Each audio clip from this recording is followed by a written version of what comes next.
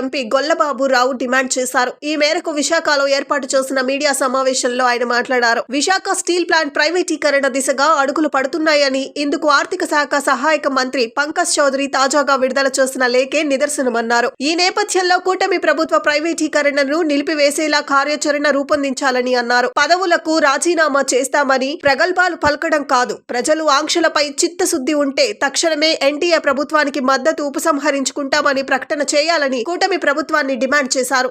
గత 3-4 సంవత్సరాల నుంచి విశాఖ ఉక్కు ఫ్యాక్టరీని ప్రైవేటైజ్ చేస్తున్నారు అని చెప్పి భారతదేశంలో మన ఆంధ్రప్రదేశ్లో చాలా వదంతులు అలాగే అనేకమైనటువంటి విషయాలు మనం చూస్తూనే ఉన్నాం.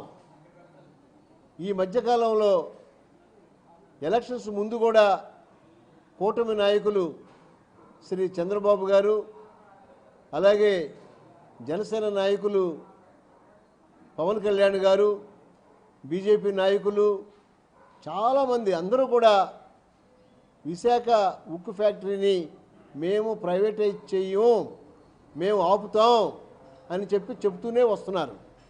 కానీ ఈ మధ్య నేను పార్లమెంట్లో విశాఖ ఉక్కు ఫ్యాక్టరీ గురించి దాన్ని ప్రైవేటైజ్ చేయొద్దని చెప్పి నేను ఒక ప్రశ్న వేయటం జరిగింది. ఆ ప్రశ్నకి జవాబుగా పంకజ్ చౌదరి గారు అనేటువంటి minister of state for finance, ఈ పంకజ్ చౌదరి గారు అనేటువంటి minister of state for finance వారు రిటర్న్గా నాకు రిప్లై కూడా వారు ఇవ్వటం జరిగింది.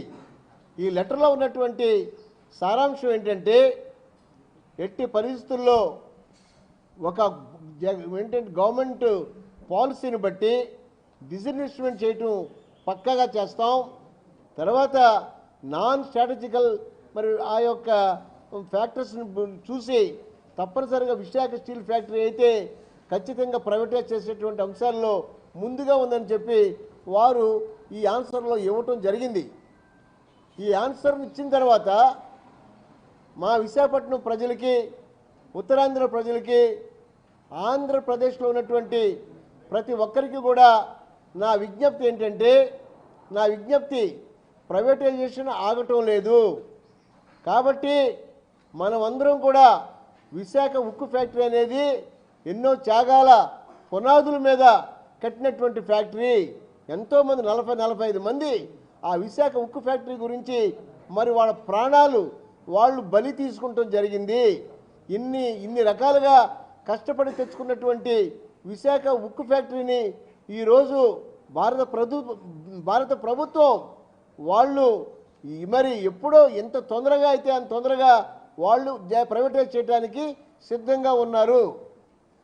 ఇదందరూ కూడా ఈ సిద్ధంగా ఉన్నటువంటి పరిస్థితుల్లో మనం అందరం కూడా ఒక్కసారి ఆలోచించాలి. ఈ రోజున విశాఖపట్నం భవిష్యత్తే కాదు, ఆంధ్రప్రదేశ్ భవిష్యత్తు అంతా కూడా ఈ రోజున స్టీల్ ఫ్యాక్టరీ భవిష్యత్తు మీద ఆధారపడి ఉంది. ఈరోజు లక్షలాది మంది డైరెక్ట్గా ఇండైరెక్ట్గా స్టీల్ ఫ్యాక్టరీని నమ్ముకుని బ్రతుకున్నటువంటి కుటుంబాలు కోకొల్లలుగా ఉన్నాయి.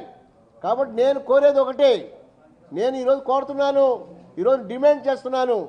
ఎలక్షన్ ముందు చెప్పినటువంటి ఈ చంద్రబాబు గారు, జనసేన అధ్యక్షుడైనటువంటి పవన్ కళ్యాణ్ గారు, బీజేపీ నాయకులు, కేంద్ర రాష్ట్ర నాయకులందరికీ కూడా నేను ఒకటే ప్రశ్నిస్తున్నా. ఈ స్టీల్ ఇండస్ట్రీ మీద, ఈ యొక్క స్టీల్ ఫ్యాక్టరీ మీద మీ స్టాండ్ ఏంటో తెలియజేయాలి. మీ స్టాండ్ తెలియజేయకుండా మీరు కానీ ఆంధ్రప్రదేశ్ ప్రజల్ని, విశాఖ ప్రజల్ని కూడా మభ్యపెట్టినట్లయితే ముందు మా జీవితాలు బజారులో పడతాయి. లక్షలాది మంది జీవితాలు మరి ఈ రోజున ఏ ఆధారం లేకోకుండా పోయేటువంటి అవకాశం వస్తుంది. కాబట్టి నేను మీ అందరిని కూడా కోరుతున్నాను, తప్పనిసరిగా ప్లాన్ ఆఫ్ యాక్షన్ కూడా తయారు చేయాలి. నేను కూడా ఈ 4-5 రోజుల్లో ఉక్కు ఫ్యాక్టరీకి వెళ్ళి వారితో సంప్రదించి మళ్ళీ పార్లమెంట్లో మా పార్టీ నాయకులతో కూడా మాట్లాడి మా యాక్షన్ ప్లాన్ ఏంటో తయారు చేయవలసినటువంటి అవసరం వచ్చింది. కాబట్టి నేను ఈ రోజున ఈ యొక్క మరి ఉక్కు ఫ్యాక్టరీల కోసం పాటుపడేటువంటి నాయకులు, ప్రజల కోసం వారి గొంతునై నేను ఇక్కడ విశాఖపట్నంలోనూ పార్లమెంట్లో కూడా నేను దొదవచ్చేటటువంటి అవకాశం తప్పనిసరిగా వస్తుంది. కాబట్టి మీ అందరికీ కూడా నేను మళ్ళీ విజ్ఞప్తి చేస్తున్నాను. మొన్న నేను చూశాను, మరి టీడీపీ రాష్ట్ర అధ్యక్షుడు పల్లా శ్రీనివాస్ గారు, విశాఖపట్నం ఎంపీ అయినటువంటి శ్రీ భరత్ గారు, వారు మేము ప్రైవేటీకరణ ఆపుతాం, లేకపోతే రాజీనామాలు చేస్తామని చెప్పి పేపర్లో చదివాను. నేను ఒకటే కోరుతున్నాను, ఏమండి భరత్ గారు, ఏమండి పల్లా శ్రీనివాస్ గారు, మీరు అందరూ కూడా కలిసి రాజీనామాలు ఏం చేయక్కర్లా. ముందు మీరందరూ కూడా మీ సహకారంతో కేంద్రంలో మోడీ గారు ఎన్డీఏ ప్రభుత్వాన్ని స్థాపించారు. మీ యొక్క నిజంగా విశాఖపట్నం ప్రజల మీద, ఆంధ్ర ప్రజల మీద మీకు ఏమాత్రం అభిమానం, గౌరవం ఏమున్నా సరే మీరు నిజంగా మీ యొక్క కోఆపరేషన్ని మీ ఎన్డీఏ ప్రభుత్వం నుంచి మీరు తప్పుకుంటారా? లేదంటే ఈ ఆంధ్ర రాష్ట్ర ప్రజలకి మోసం చేస్తారా అనేదే నేను అడుగుతున్నా. మీరందరూ కూడా ఆలోచించండి. రాష్ట్ర ప్రజలందరికీ కూడా నేను విజ్ఞప్తి చేస్తున్నా. ఈ విషయంలో ఎవరు ఏమనుకున్నా పర్వాలేదు, నేను మీ అందరికీ కూడా విన్నపం చేస్తున్నాను. ఇది రాష్ట్ర ప్రజల భవిష్యత్తుని, విశాఖ ప్రజల భవిష్యత్తుకు సంబంధించినటువంటి విషయం కాబట్టి నేనే స్టీల్ ఫ్యాక్టరీ గురించి పార్లమెంట్లో అడిగిన ప్రశ్నకి ఈ జవాబు వచ్చిన తర్వాత నాకు చాలా చాలా బాధగా, ఆవేశంగా ఉంది. కాబట్టి ఇది ప్రజల ముందు ఉంచాలనే ఉద్దేశంతో ఈ రోజున మీ ముందుకు వచ్చాను.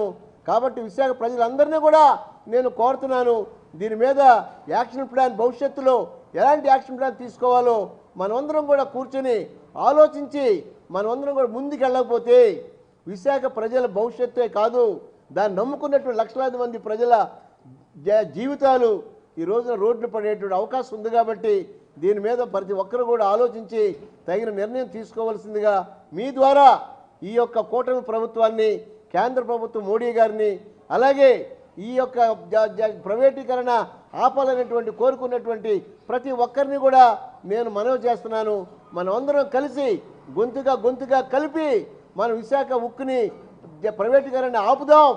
మనం నిజంగా ఆ రోజున విశాఖ ఉక్కు ఆంధ్ర హక్కు అన్నారు.